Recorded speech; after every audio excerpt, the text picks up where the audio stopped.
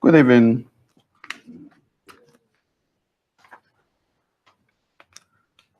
I hope you have a lovely afternoon this afternoon. Last week, I was in Verona, Italy. And when we got to Verona, and a brother, took us from the airport and sent us straight to the hotel where we're going to live.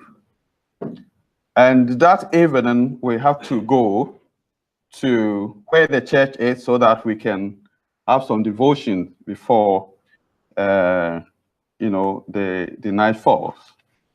So we went in there and showed us this is the church. So I was taking the lead, and then I got into the church. The door was open. Then I saw on my right hand, there were some instruments, drums and all these organ, guitars and everything on there. So I was shocked. And I said, am I on the right place? And then the brother told me, no, this is another church. I don't want to mention that church name. This is another church. That's fine. So we are here. So it's the same area. You use the same entry. There's a church here, and then the Church of Christ is here. So we got into the Church of Christ, got in there, and I was going to washroom before we start the program. And I saw the washroom. Then I saw another small room. So I was a bit nosy just to go there and see what is there. And I went in there. There was another church with drums and instruments, Church of so-and-so there. And I said, brother, what is happening? He said, yes, there's a church here, there's a church here. The same premise, the same area. So you don't use instrument. So when you are worshiping, and these people start, and these people too, what happened? Now, tonight, my topic is denominationalism, Satan's strategy to destroy Christianity. Just small, that place is a bit down below. It's a big house, but down below, and we have 3 churches. And it's only door that separates them. And these churches, they have different doctrines, different faith, but they are all saying they are worshiping God. Now, I had, prepared this lesson even before I went there, and trying to get opportunity to tell you, and also my viewers who are watching me on the YouTube. Sometimes people say that now Christianity is gaining grounds because look at the number of, churches that are, coming up. In this region that we live, you don't see many of these, churches being planted every day.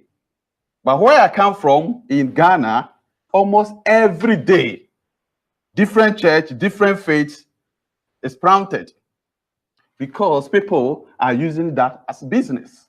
If you are, you own a church, you don't pay anything to the government. And people go there and donate all their monies to you. And, you take that advantage and just drain people's pocket. And this is what is going on there. So you go to maybe a school building, and this school has maybe 10 classrooms. Each classroom has a different church there.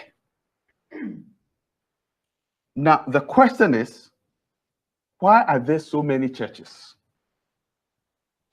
If people think that these churches that are bringing up is a way to strengthen Christianity, or Christianity is gaining grounds, I'll tell you that you are deceiving yourself.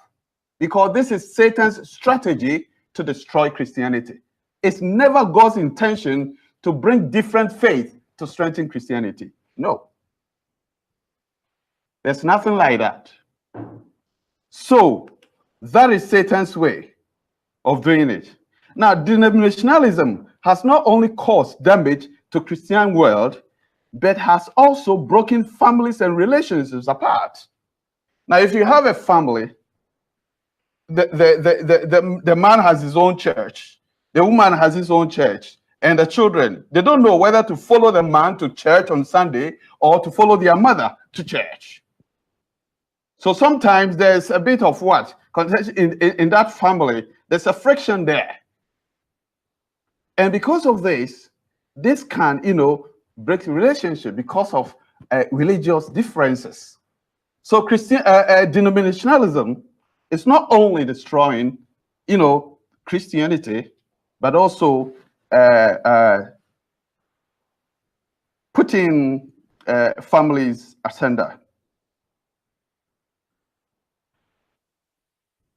Many people will find it confusing that I'm saying this denominationalism or springing up of these churches is rather Satan's way of destroying Christianity. Yeah, I share that concern, but that is fact. And before maybe this lesson ends, you understand why I'm saying this. What I want you to understand is Satan is very much alive.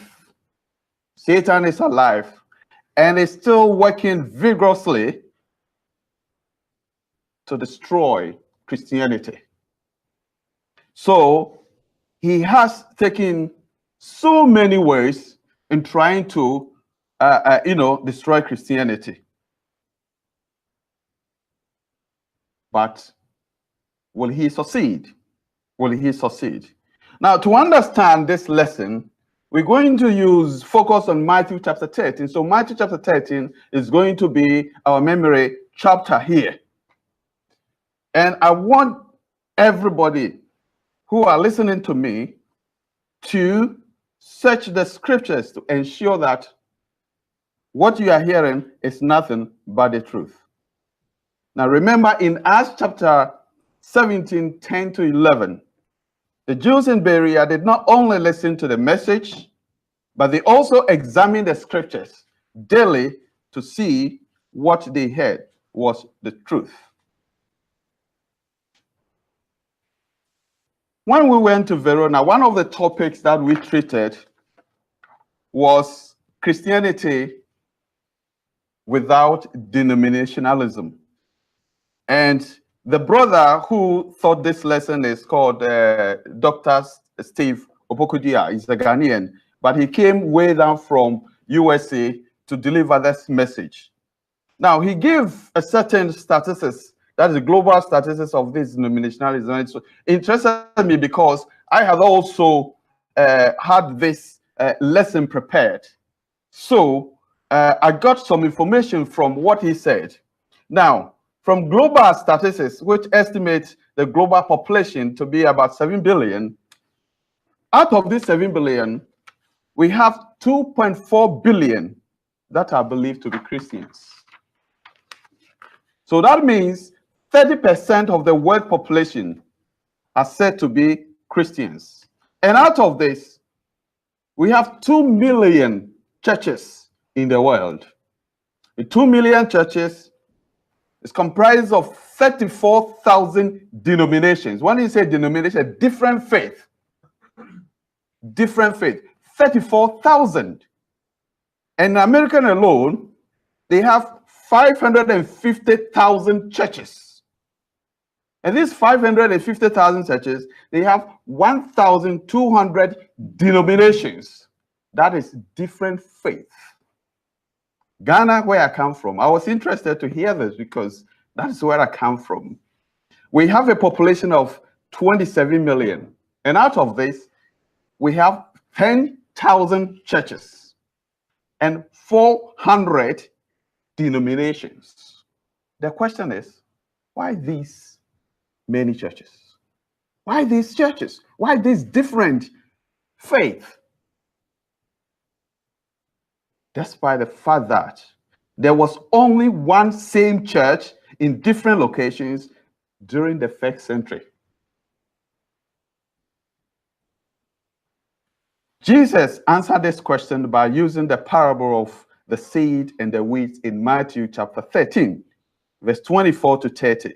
And this is a clear revelation from Jesus to his disciples about Satan's plan or strategy to destroy the church, which he established and also serve as a refugee camp for the saved.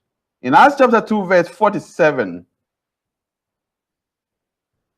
it says, and I read, the Lord adds the saved to the church. Okay? And Satan, knowing this, has waged war against the Lord's church, or the church of God. Because you know that the Lord adds the saved into the church. Now, the United Nations consider it a war crime against humanity if one targets a refugee camp, which serves as the last hope for people running away from danger and unsafe situations. In a similar manner, targeting the lost church is a spiritual crime against Christ himself. And this is the Satan's strategy to wound the Christ. Here, the prophecy has been fulfilled. I will put enmity between you and the woman, and between her offspring and your offspring, and he shall bruise your head, and you shall bruise his heel. Genesis chapter 3, verse 15. This is a prophecy. And this is the struggle between the devil against Christ himself. Now, because of this strategy Satan is using to destroy Christianity, there are a lot of warnings in the Bible that we should watch out. The Bible clearly indicates Satan's preparedness to destroy God's people by all means, and has given us a firm warning to watch it. Now, in Revelation chapter 12, verse 9 to 12, Jesus revealed this to John and told John to write it down, because what John is going to say is something that is about to happen very soon. The devil's intention to destroy the church. And I quote, and the great dragon was thrown down, that ancient serpent, who is called the devil and Satan, was thrown down to the earth with his angels. And verse 12 says, therefore rejoice, O heavens, and you who dwell in them. But woe to you, O earth and the sea, for the devil has come down to you in a great wrath, because he knows his time is near. After losing his position in heaven, the devil has become extremely furious and is waging war against God's people. His intention is to destroy Christianity. This revelation was shown to John in the 1st century AD, that's nearly 2,000 years ago. And then in the revelation, John was informed that things he was about to see must take place very soon. Revelation chapter 1, verse 1 and 3, which means it was to happen in John's lifetime or soon after his death.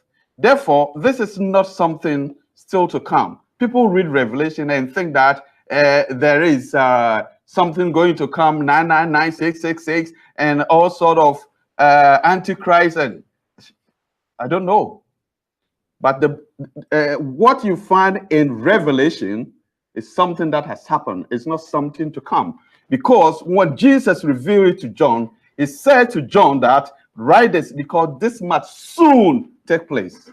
Something that must soon take place will not take 2,000 years, and we are still looking forward for that. So it is something that has to happen, because that is the plan for the devil, okay, to fight against God's kingdom. Satan is working tirelessly. Satan is already waging war against God's people. Something about to happen soon will not take 2,000 years. For this reason, for those who think they stand, they must take heed lest they fall. Warning number 2. Peter says, be sober-minded, be watchful.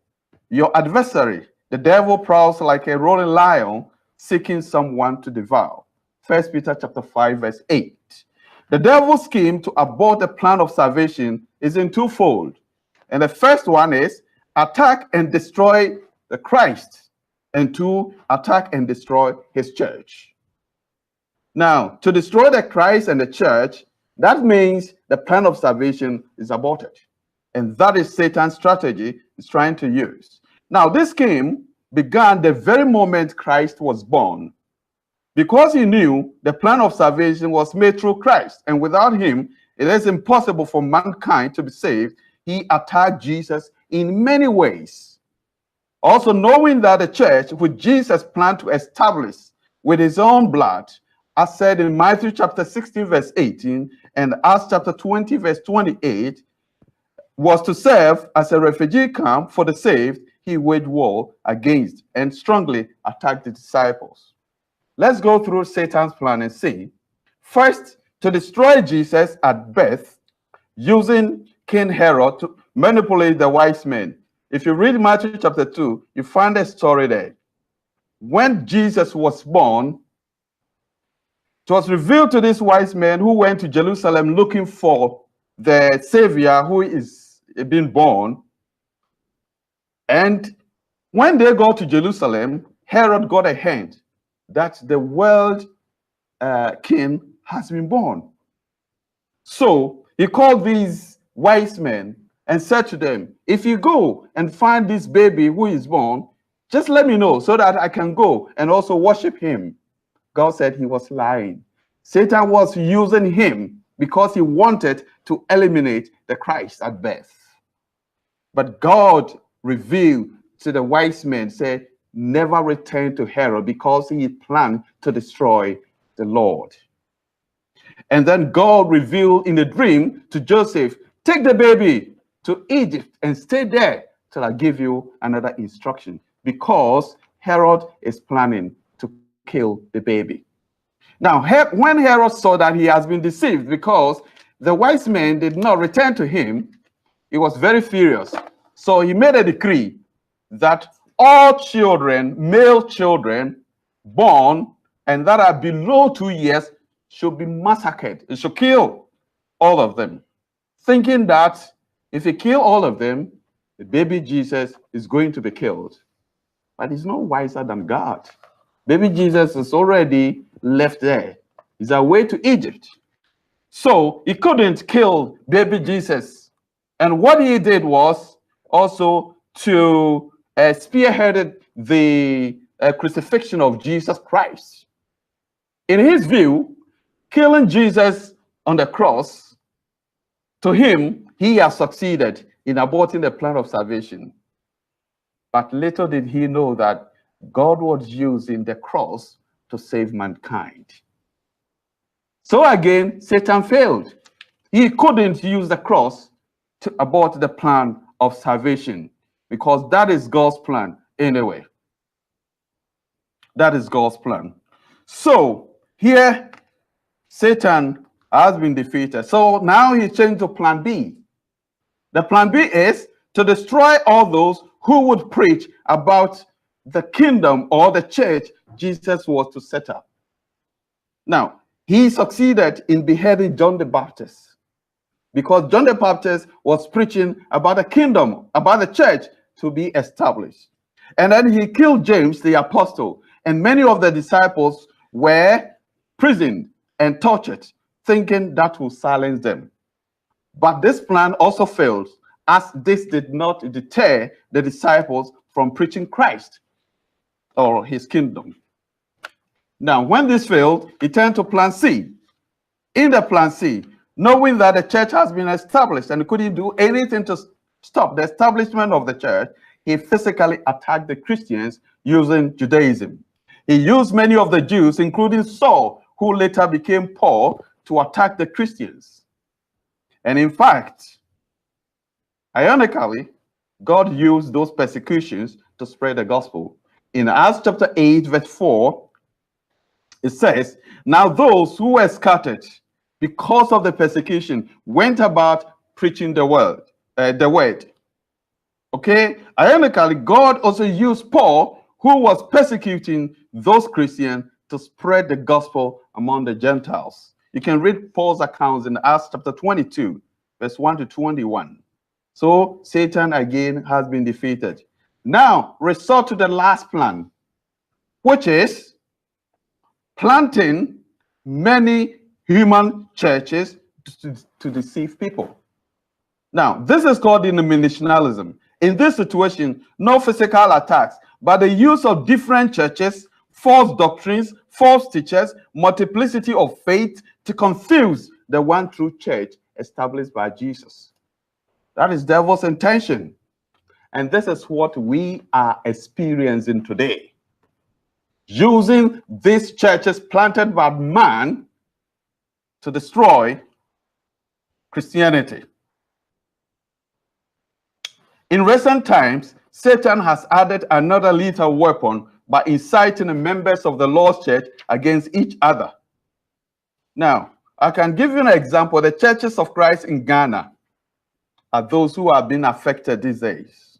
As we speak now, before the year 2000, the churches were so united and they did things in common for some time now.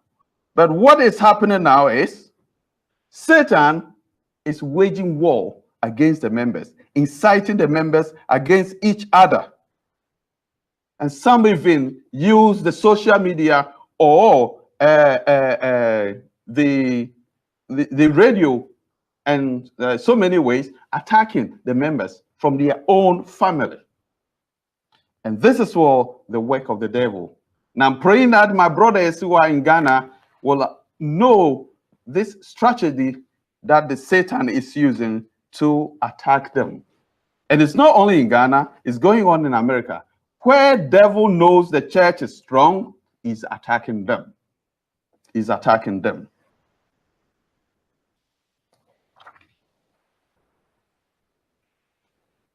The parable of the seed and the weeds in Matthew chapter 13, verse 24 down.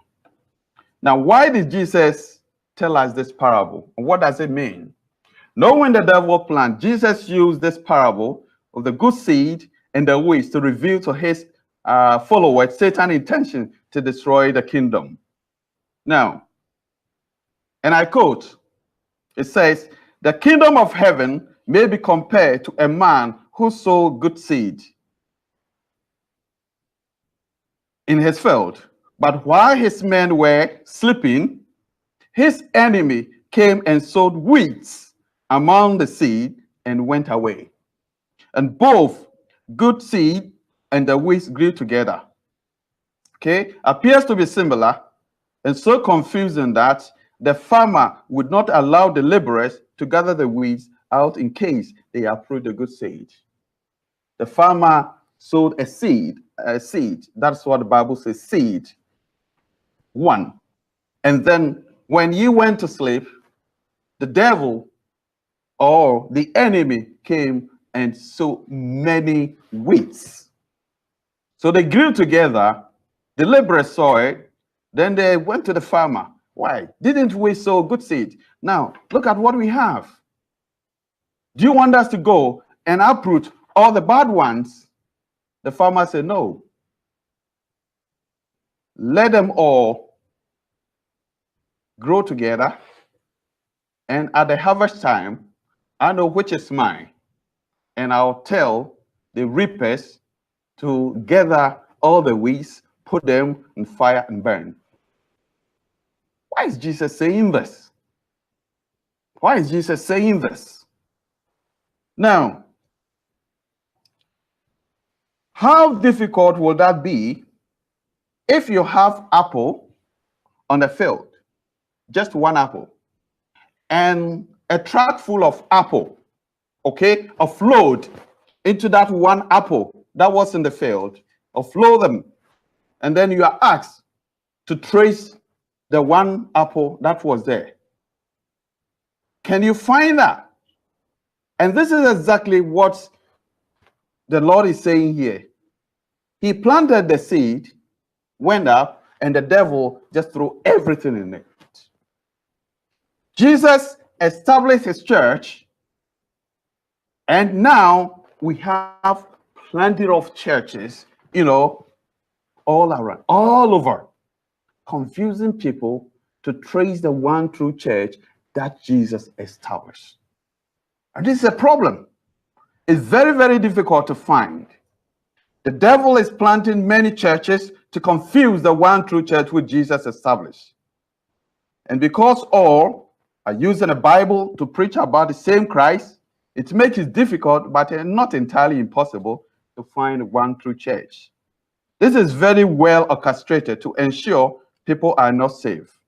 But remember the phrase in Matthew, it says, many will say to me, Lord, Lord, did we not use your name to prophesy or cast out demons and did many mighty things? And he will declare to them, I never knew you. Depart from me, you workers of lawlessness. And let me ask you, who are those who use Christ's name to prophesy and do wonders? Are these not religious people? So, these religious people will be told that Christ will tell them, I never knew you. Thinking that you are following the Christ just got this shocking news because you chose the wrong apple. And this is what Satan is doing, making people think that they are Christians, but choosing the wrong apple. Denominationalism is not helping Christianity, rather destroying Christianity. Before the year 2000, before the year 600 AD, historians only recorded the existence of only one church, which is found in different locations, practicing the same thing. And apart from that was the Jewish, Judaism, until Satan initiated his plan by using denominationalism or planting of many churches with different beliefs and doctrines to confuse the world from choosing the right church. Okay? Do not take the churches we read from the New Testament as denominational. Some people say, but we have church in Galatia, church in Ephesus, Pergamo, all these things. These are not denominational churches. Bible says there's one true church. They spoke the same thing. They did the same thing. You wouldn't find, as I got myself into Verona Church and I found another church here, they all speak different things. And you think this is from God. That is not the way God wants to grow Christianity. Confusing doctrines. No, it's Satan who is at work, confusing the world and making people choose the wrong thing so that they will not be saved. They will not be saved. Now, for example, in 1 Corinthians chapter 16, verse 1 and 2, concerning the collection for the saints, Paul, through the Holy Spirit, told the church in Corinth, as I've instructed the churches in Galatia, you must do the same. So what the churches in Corinth were doing, Paul said the Galatian people should do the same thing. So there weren't two different doctrines, the same. Now, concerning women keeping silence in the church assemblies, the same instruction given to Timothy in Ephesus was given to the churches in Corinth. 1 Corinthians chapter 14, verse 33 to 36, and 1 Timothy chapter 2, verse 11 to 13, the same thing given to people in Ephesus was given to Corinth. With regard to elders' appointment, the same instruction given to Timothy in Ephesus was given to Titus in Crete. Reference 1 Timothy chapter 3, verse 1 to 5, and Titus chapter 1, verse 5 to 9. And concerning the communion, Paul says to the church in Corinth, for what I receive from the Lord, the same I am giving to you. No doctrinal differences. The same I am giving to you. Now, to the churches in Corinth, Paul says, speak the same thing so that there will be no divisions among you. 1 Corinthians chapter 1, verse 10. Do churches of today speak the same thing? No. Why this come from God? No, that is Satan at work, confusing the world so that the world will not know the true church that Jesus, set it up for to save mankind.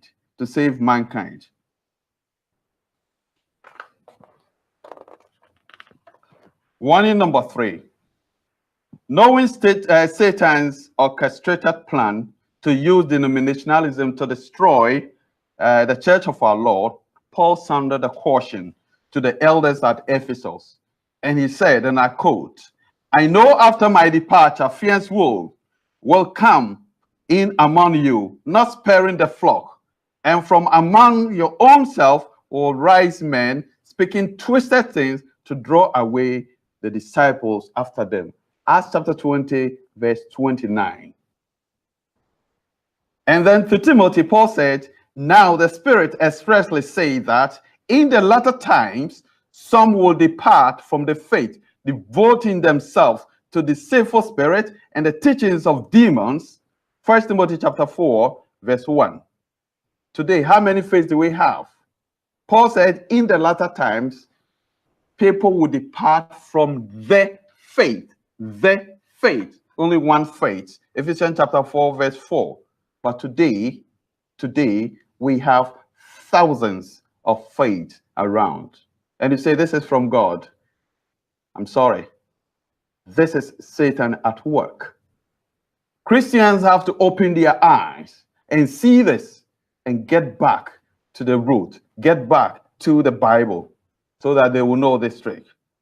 Again, he said, "For the time is coming when people will not endure sound doctrine, but having itchy ears, they will accumulate for themselves teachers to suit their own passion, and will turn away from listening to the truth and wander off into myth."